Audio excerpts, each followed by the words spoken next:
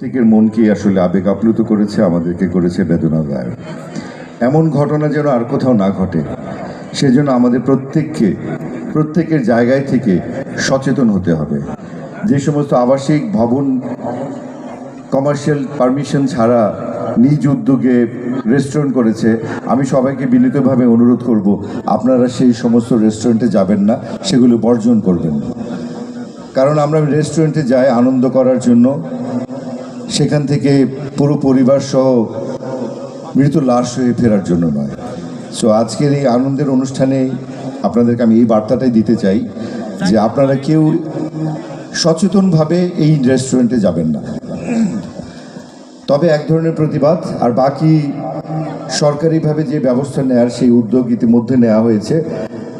আমার মনে হয় যে আমরা ইনশাল্লাহ তার একটা তীব্র নিন্দা এবং তীব্র প্রতিবাদ গড়ে তুলে এগুলিকে বন্ধের সমাধানের দিকে যাব। আমাদের শিল্পী সমিতি আমাদের প্রাণের একটা সমিতি। এখানে এলে আমার মনে হয় যেন আমরা নিজ বাড়ির আঙিনাতে এসেছি।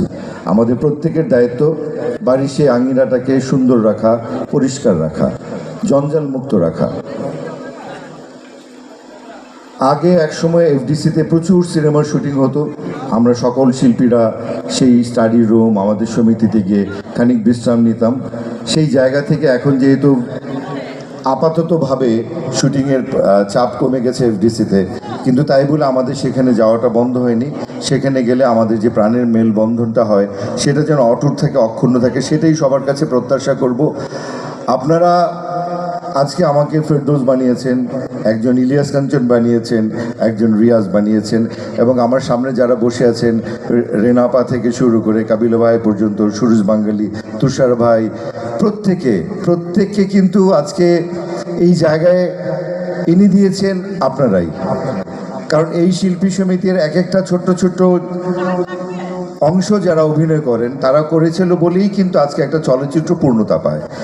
তো এই সমিতি থেকে যে মানুষগুলোকে অবজ্ঞা করে বের করে দেওয়া হয়েছিল তাদেরকে আবার নিয়ে আসার জন্য আমি আমার এই সমিতির সদস্য যারা আছেন, প্রেসিডেন্ট সেক্রেটারিকে আন্তরিক ধন্যবাদ এবং মোবারকবাদ জানাই।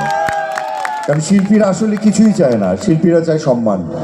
শিল্পীরা চায় সম্মান এবং যথার্থ কাজের সম্মানী, এবং সেই সম্মানীটাও তারা সহজে গিয়ে কারোর কাছে হাত পেতে নিতে পারে না, চায় না। সো শিল্পীদের যেন এই সম্মানের জায়গাটা থাকে, শিল্পীদেরকে যেন সেই সম্মান এবং সেই মর্যাদাটা দেওয়া হয়, সেটার জন্য আমরা নিরলসভাবে কাজ করে যাব।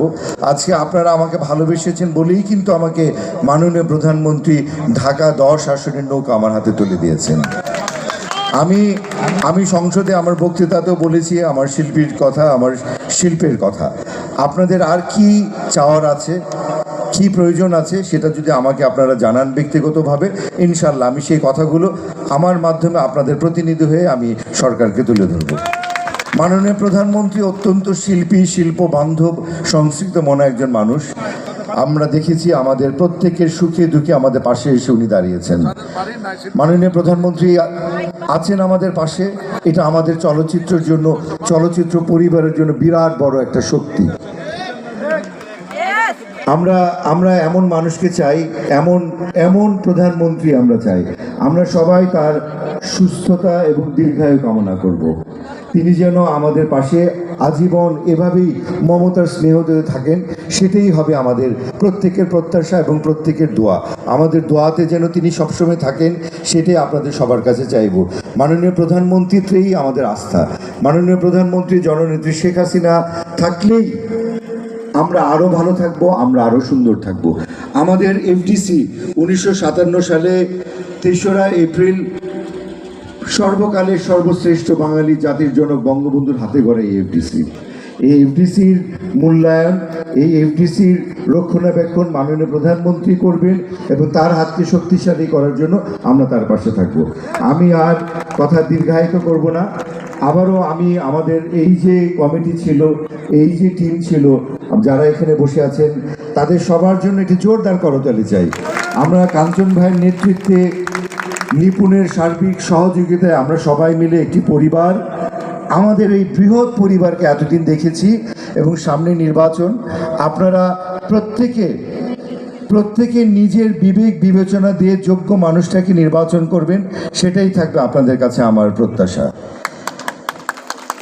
আজকে সারাদিন আমরা আনন্দ করব, আমরা এখানে উদযাপন করতে এসেছি।